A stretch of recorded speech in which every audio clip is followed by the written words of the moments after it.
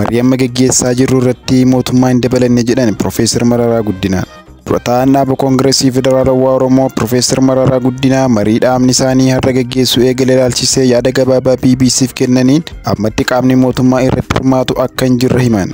Mariin kun Koongireesii Federaalawaa Oromoo fi Adda Bilisummaa Oromoo gidduutti geggeeffama jedhan. Dabaluunis hawaasa Oromoo adda addaa abbootii gadaa, qaalluu, bakka buutota amantaa garaagaraa, hayyoota jaarolee biyyaa fi kaanis hirmaachiseera jedhan. Mariin kun mootummaa fi dhaabbilee siyaasaa lamaan gidduutti geggeeffama yaadni jedhuun miseensotuma dhaaba KFO keessaa dhaga'ame kan ture ta'us Profeesar Mararaan garuu marii marsaa kanaa keessaa mootummaan hirmaannaa hin qabu jedhaniiru.